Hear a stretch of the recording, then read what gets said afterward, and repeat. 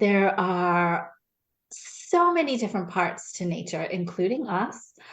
Um, it is incredibly dynamic. And everything serves a purpose in the ecosystem, right? We can't say that one thing is more important than the other. It's not a hierarchy in that way.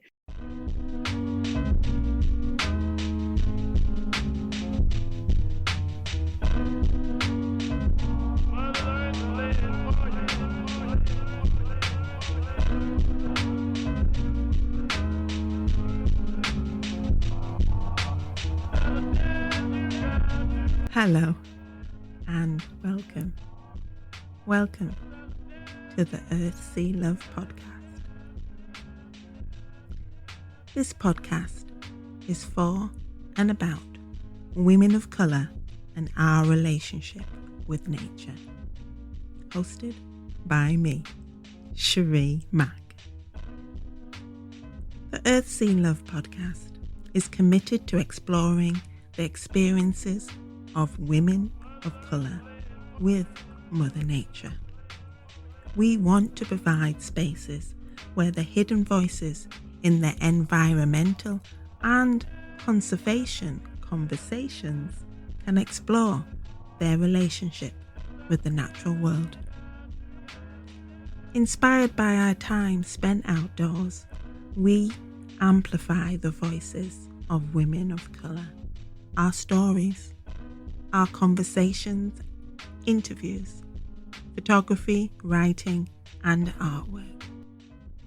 We'll be exploring our legacies, histories, and memories which have had an influence and effect upon how we perceive ourselves within the natural world and within the environmental and climate justice movements. The Earth, Sea, Love podcast is a space for women, feminine, and non-binary people who are Black, Indigenous, people of colour to explore their relationship with nature. Thank you. Hello, good morning. Well, it's morning for me. Who knows when you will hear this? But yeah, it is morning here and it is a beautiful morning. We are in June here in the UK and we have been having a spell of lovely, bright, light, warm weather.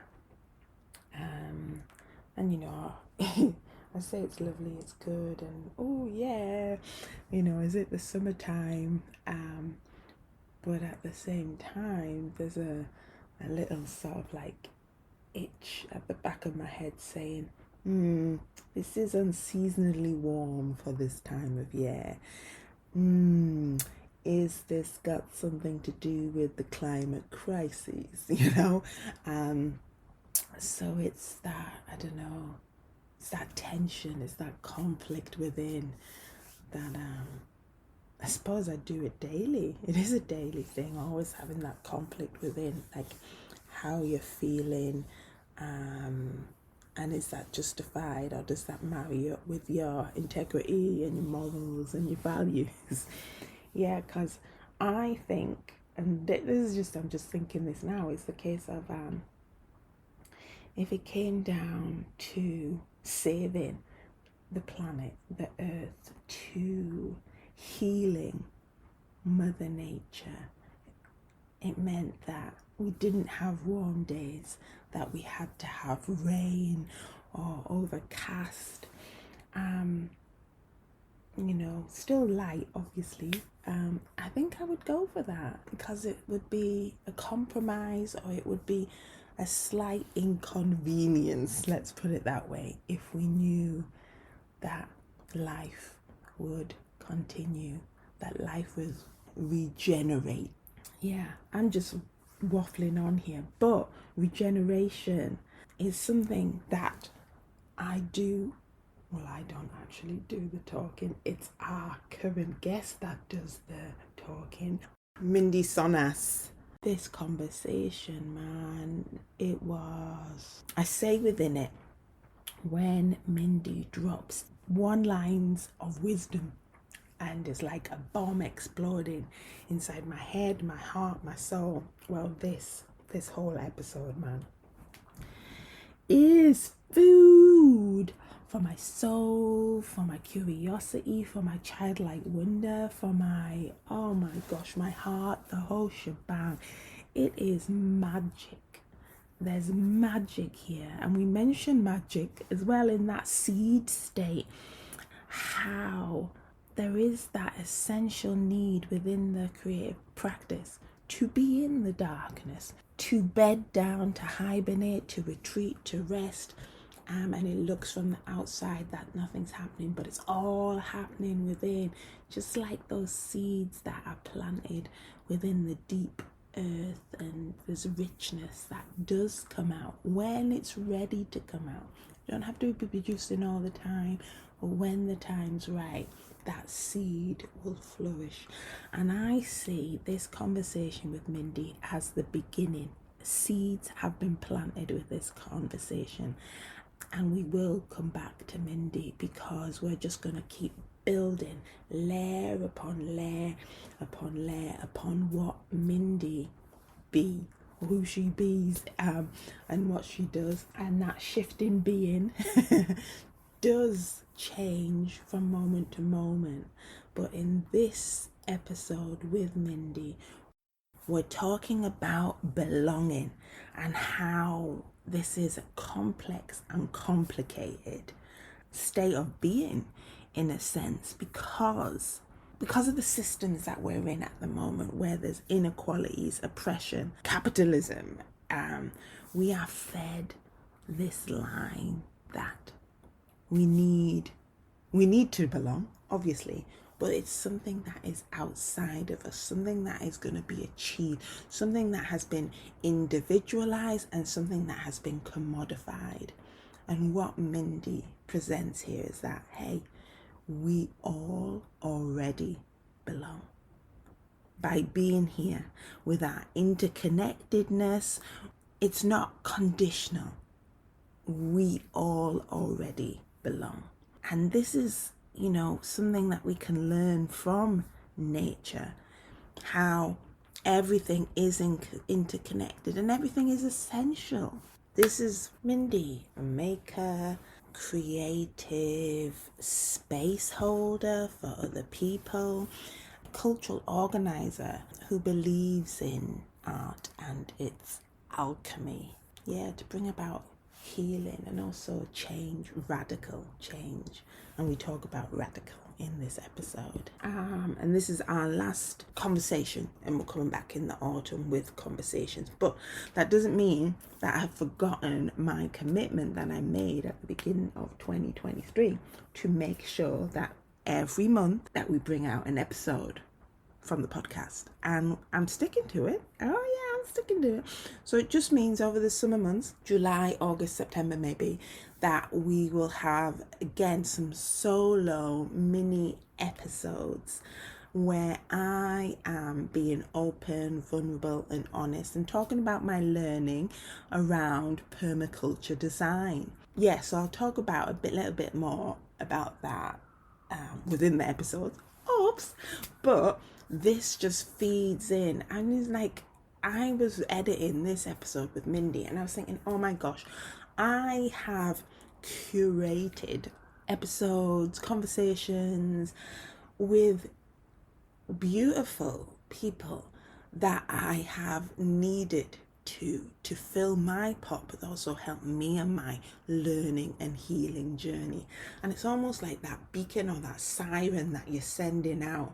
Yeah, it's that pulsing energy that you're sending out, and that how it is attracting other people who match that energy, who satisfies that energy, who enlightens and inspires that energy. And I just feel like all the episodes that we've curated so far this year, and it's still just half the year through, has been just what I've needed for my own well-being and health and growth. And I just want to take this time now to thank everyone who has shown up for these different episodes, and also to thank you for showing up and listening to these episodes. And I hope you're listening, you're getting something out of it, helping you on your journeys. And also I hope you're sharing it, man. Don't keep this juiciness to yourself. Share it far and wide. And as always, if you've got any comments, got any feedback, got anything that you'd like to be hearing from the podcast, just get in touch, man. Just get in touch. You know me. Very approachable, very open. So yeah. So let's just get into this episode. As I say, it's juicy and you might want to keep listening, stopping, making some notes, coming back. Yeah, this is ones that you want to keep circling back to, because I know I'm gonna be. All right then. Thanks for being here. Until next time. Bye for now.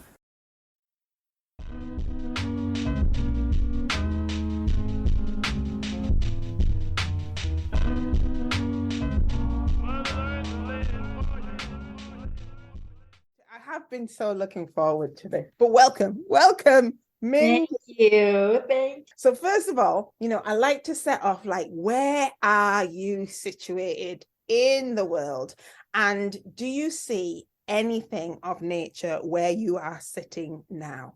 All right. Yes, it's always good to place yourself, right? And place in and of itself is such a complex thing. But for right now, I'm at my kitchen table here in Boston, Massachusetts. I actually live a bit north of the city, but for all intents and purposes around Boston.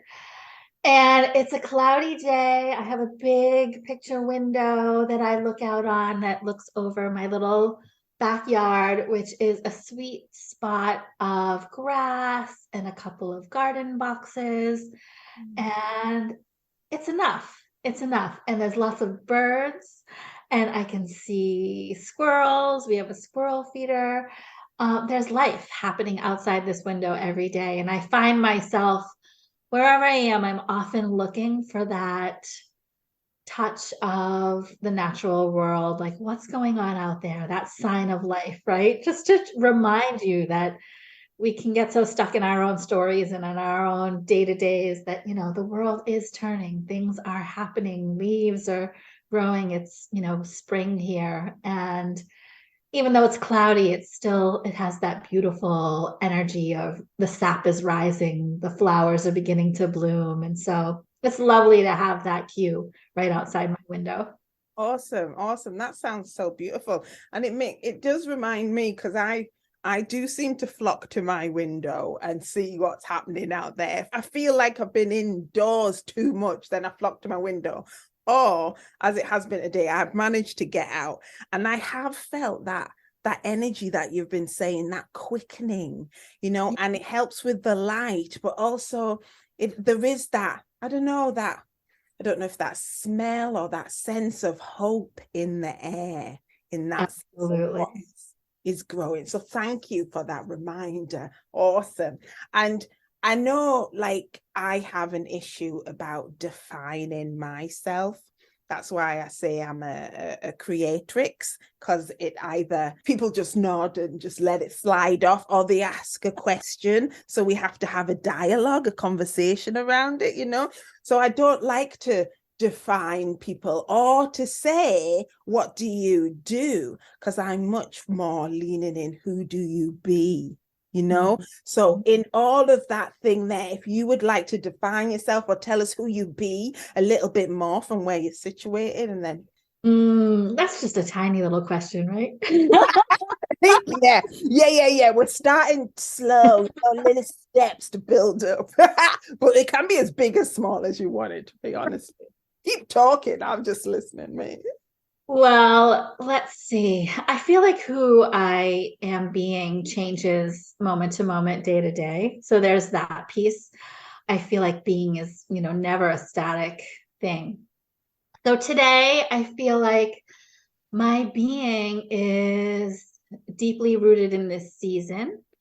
Really waking up from a long winter fallow season of quiet introspection, introversion, Deep creative work that looks like sitting on the sofa watching TV or listening to music, right? It doesn't look like much on the outside. There's no productivity or less productivity, but I feel like those seasons are so important and really deeply creative on the inside. So really being in that space. And some of the identities I walk through the world with are Asian American, Korean American adopted person, transracial adopted person, mother, woman, feminist, queer, lots of juicy things. And I think the nuances of all of these labels that we use to define ourselves are always expanding, contracting, changing, right? The boundaries and edges are always kind of moving and blurring and rearranging themselves. So I'm in that space too of really being open and listening to what my being wants to sort of present itself and express itself in any given moment. Oh my gosh. That was such I'm like here, I'm nodding. Yeah, man, everything there. And I just loved how he says, well, my being in this moment today, and how you actually acknowledge, because a lot of people do not acknowledge that we are always shifting and changing. It does bring up fear in a lot of people, I think, the changing and shifting of our boundaries. And I think that's why people put it upon us, well, you're such and you're this, to keep us in that place, keep it static. But it's for them, not us. It's because that changing is a fearful thing. And it also throws back a reflection on somebody else. It's like, so how are you changing? Are you going to admit that you're changing? And I think it's a good thing, man. Yeah. And I love that you brought in that creative element of, we do need those fallow periods. And I never used to link in with these seasonal, cyclical changes where we need that rest and fallow period. And I call it my hibernation, and I go into my cave. And it's when we're doing that creative work within. And to anyone else, it might look like I'm snoozing or my eyes are half closed, but there's magic happening inside. Oh, true. I feel like most of my magic is sort of in that seed state, right? Deep in the earth and nourished by the dark and the possibility. Like that seed state is so rich. It's so important. And for so long, I used to really get on myself about, because it didn't look like good work. It didn't look like making things actively, that, I was either in a slump or uninspired. I didn't understand that as really an essential part of the creative life cycle and being a creative spirit. Yeah. And I so appreciate that now. I also share telling other people as well, in the sense of like, I don't know, I'm giving my permission to do it. You should too, man. You'll feel the best, So I'm so pleased that we have met a kindred spirit there in you. Yes. But what I must say about you, I read your stuff and it can be just one line and you drop a bomb for me. Yeah. And it's like, ooh, that has just totally changed my way of thinking. Now, I know I'm a Patreon supporter. Shout out to Patreon, you're on there. Thank you so much. But you put something on, and it's around everything that you're doing now. And I don't want to say the word yet, but in the recent one, you said, put yourself in the way of beauty. And that was a quote that you got from Cheryl Stade. Yeah. And how that is reminding us to be open to this possibility. We've mentioned possibility of everywhere, anywhere, even in the ugliness, we can find beauty. And what you did is where you switched it now, in the sense of, we must put ourselves in the way of belonging. Yeah. And what that one sentence that you dropped is like, we all already belong. And that was like, for me, no kids of a lie, honestly. And it's like, when you have that total shift in your way, and I don't want to say thinking, feeling, it is being, it is like showing up into a space. It's like, hey, I belong already. Now, can you, because for me, I see all your work around this collective belonging and community. So can you unpack it, please, for our listeners of what you mean when you say we all already belong? Yes. Oh, it's a doozy. This is a really complex and complicated one because I think we are all brought up inside a culture of belonging that is created by systems of inequity, oppression, capitalism, right? All these systems that seek to extract us, things from us, and also create scarcity. And with a scarcity mindset, we are always seeking to belong. Like it's something that isn't ours, it's outside of us, it's somewhere else, it's in another place, it's someplace I can, buy a ticket to, or go to a retreat and belong, or be in this group and then I'll belong. But what really is the truth is if we take all the layers of these systems away, take away the patriarchal systems and the monetary systems and the systems of commodification, of making belonging into a thing. Belonging is really our existence together. It is our interdependence. It is our interconnection. It is our part of the vast ecosystem of nature that we are inherently a part of. We couldn't remove ourselves from that if we tried. So, in that way, when I say we all already belong, that's really what I mean. And what my work has been is to really dismantle these stories about how we don't belong and the ways belonging operates under oppression has been really fulfilling and eye-opening. And, as I said, really complicated and nuanced.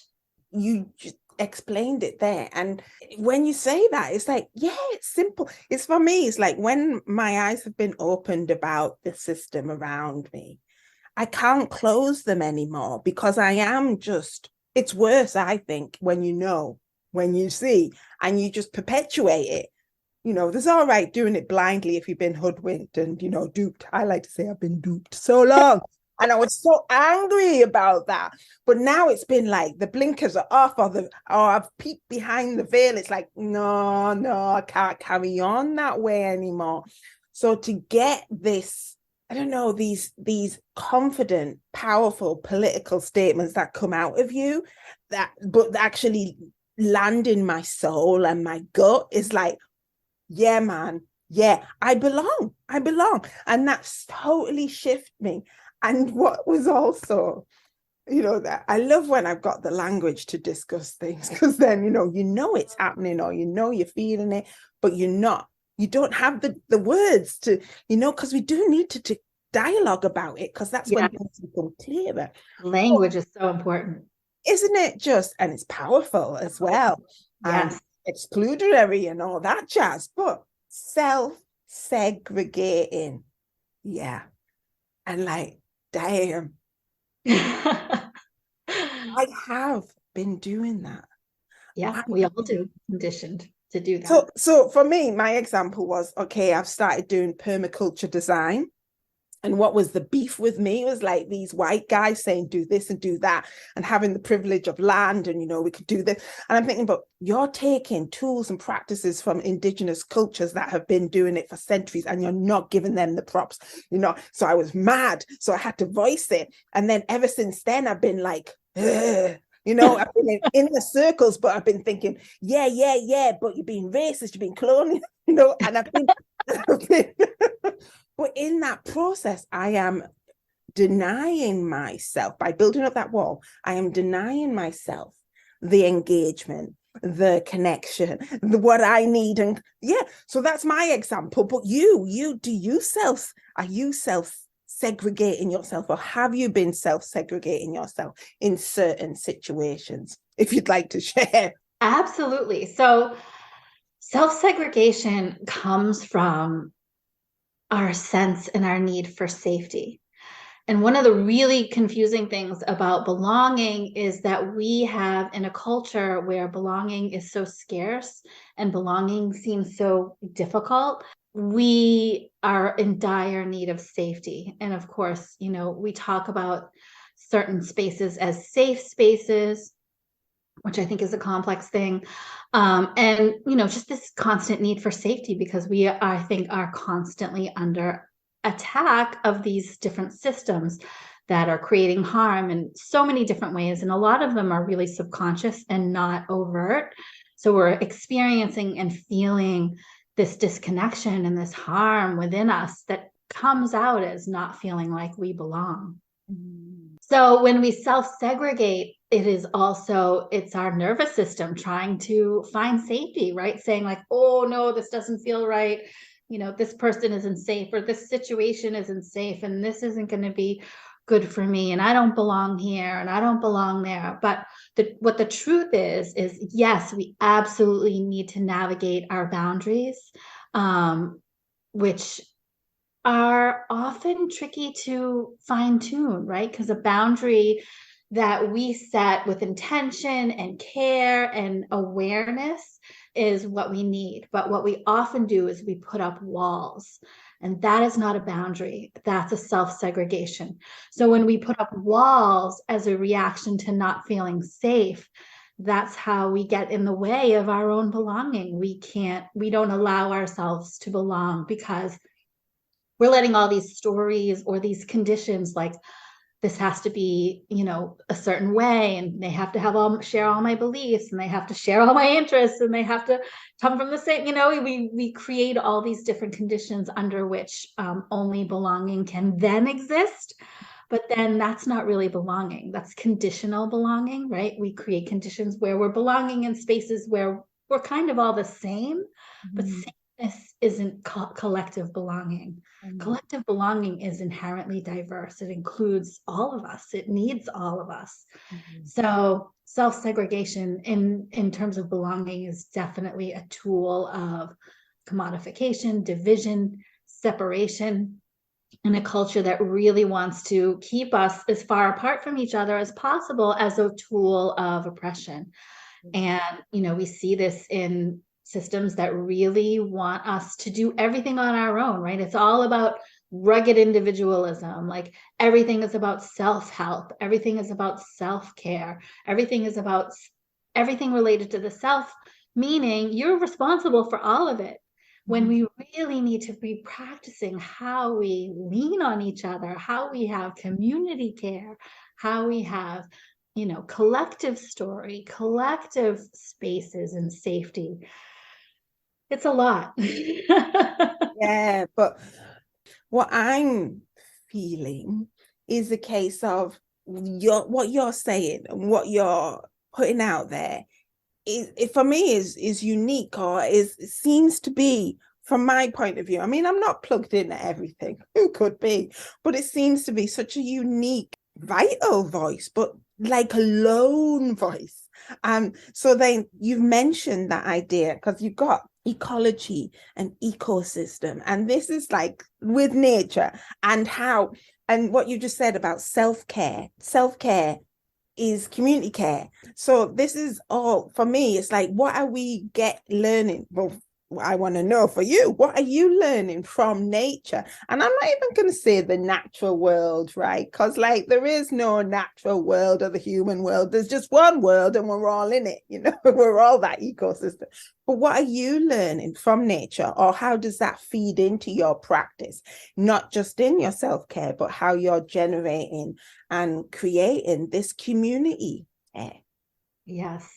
So a big piece of it, in answer to your previous question about do I self-segregate, and I know I do it all the time in ways that I don't even notice, in ways where I'm constantly bumping up to my own reasons why, oh, I can't go there and I can't be with these people, and, right, all the stories that we create. But when I look to nature and how vast and diverse and how really everything is essential, I mean, there are so many different parts to nature, including us. Um, It is incredibly dynamic. And everything serves a purpose in the ecosystem, right? We can't say that one thing is more important than the other. It's not a hierarchy in that way. And so I really look to those examples directly, in everything around us and how we're functioning, to really bring that and reframe the stories about how we think about, belonging in the spaces that we feel like we belong to. And if we can look to the earth and just say, I belong here, because it's absolutely true, it really helps sort of shift that perspective every time you need it. And it's a practice. It's definitely not something like you're aware of suddenly and then all of a sudden you feel like you belong everywhere you go. It's definitely not like that. Especially where systems are constantly pushing back against that, saying, you don't belong here, you don't belong there, this kind of person isn't welcome here. And all of this, those things that we're navigating under, dominant narratives. But to go back to nature, to go back to what is the biological imperative of everything living and non-living, spirit, energy around us, is we're just all interconnected inextricably. And those kind of practices really help me too, of really just deeply resetting and rooting into not only just the quote unquote living natural world, but also, the invisible, the mystery, the energetic, the spiritual, the animist. All those things are really important to my practice as well. Oh, cool. Thank you for that. And I'm glad that you used the word practice. I'm all about the practice. Yes. In that process of becoming, and it's a case of like, we're on this journey and like, it's not much. I know I'm not going to get to that end point. It's the process within that journey, in that process of becoming. That is the most important thing for me. And I'm sensing it might be for you too. Absolutely, absolutely. It's the being. It's the being in every changing, shifting moment. And context entirely matters, right? Because we can only be in relationship to what's around us. We don't be in a vacuum. We be in relationship to the plants, to the people, to the energies, right? Everything. So it's always about relationship as well. I do have difficulty with, and it's a practice, and but it's a case of like, we are enmeshed within the system that we're in, aren't we? But what we're trying to do here, and this might be your radical with an E at the end of radical coming in here, it's like, how do we create a different way of being, a different world, a different way of being, while we're still enmeshed in this system that we're in.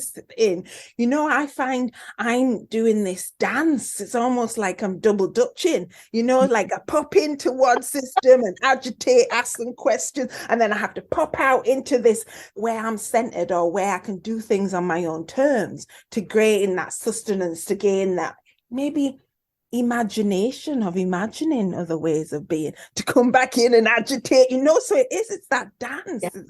And for me, self-care is in there, and I don't mean my bubble baths. I mean, I like my bubble baths, but it is that journaling, it is that eating good food, plants. I'm vegan, to sustain the work that I do. So can you explain, one, you're radical with an E, and what that means, and how you sustain yourself? Yes, absolutely. Oh, and it's easy to get so fired up, right, about all of this, because there's so much. But radical, radicle, actually, etymologically, as the root of that word specifically is in reference to the scientific root embryo of a plant. So the part of the seed that becomes a plant is called the radicle. So that is actually where the word radical, radical, comes from. It comes from this other form of the same word. And when we speak about both terms in terms of, the things that I use that word with, it really is about getting to the root of things, right? Of these systems, of these stories, like where is this all coming from? What is it generated?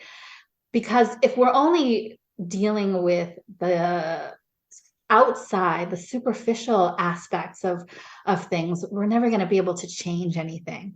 So part of, really being able to, for me, care for my own energy, my own sense of joy, my own sense of movement in all of the things that are really hard and can be heavy, um, is in remembering the roots, and like the roots in terms of a natural sense, the roots in terms of the systems, the roots in terms of the broader picture and context, and the roots of how we're all interconnected. So I love just thinking about that picture. And one thing I want to say about self-care is there's nothing wrong with self-care. And every time I get in a room and say that self-care is really collective care, people start getting really upset because they think I'm taking away their bubble bath. And that's not it at all. If you need a bubble bath, and I'm a bath person, that's amazing. That is one way that you can definitely care for yourself. And I want to also interject that those kinds of self-care things are really about regulating our nervous systems, because these systems throw our systems off. So I'm just throwing that out there. But taking a bubble bath in terms of self-care doesn't change the roots of these issues. It does address how they might trigger us, how they might, wear on our own ability to deal with things in our everyday life. So we have to go back to, trying to re-regulate. Then otherwise finding ways to, like you said, use your imagination to be generative is how I combat really succumbing and really getting mired by the weight and the huge task it is to bump up against these systems. It's easy to get sucked into the funnel of like fight or flight and really be in that trauma response against the systems. And I've definitely been there before myself. And after more and more practice, I am better at staying with the generative energy. And this is what I use my creativity for all the time now, is it really helps me stay in that practice of imagining, creating, co-creating with others, like what's possible besides all these things that we're trying to deal with on a daily basis that are so harmful and hard. There's nothing, the antidote is to imagine and believe and renew and create something different. So that's where I try to pour my energy, and that's nature as well. You see nature creating itself and, regenerating itself all the time. Awesome. Yo, and I didn't know that about radical either. And Yes, I yes. love that. Thank you for sharing that. So we are coming to the end here, but I usually ask is like, have you got anything coming up as an offering, or what you want to share that you're doing that you're really pumped about and you want to tell people, what you really buzzing on, buzzing on?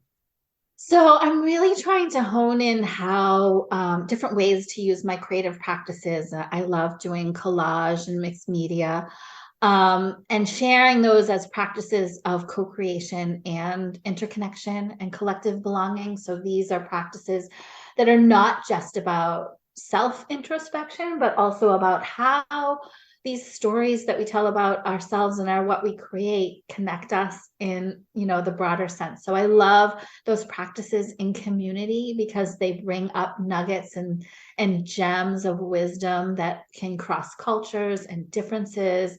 It's really about the human experience in those cases. And so having more opportunities to play inside of creativity and really make those human connections is something I love to do. So I am in the process of, getting together more creative offerings online for doing collage work together. And then also I'm working on a book proposal. So that's coming down the line, and those things don't happen quickly, but working on getting all this this information and understanding that that has been developing over the years around collective belonging, specifically because everything we understand about belonging, it comes from an I perspective, the individual idea of belonging. Do I belong? And what we really need going forward, this more generative kind of belonging, is the we. How do we belong? What does it look like to belong together as a collective, as a human collective, as a natural collective, right? With the everything around us. Yeah. That's And what I'm really digging deep into. yeah, man. And I'm feeling it. I'm feeling it. I mean, I'm feeling it from you now, but I'm also feeling it from what you actually put out. And you put yourself out there so generously. So thank you. And I do feel that we are a we, and when I'm faltering or feeling, I come back to you. I do. I come back to Oh, you. I And it appreciate that does so feed much. me.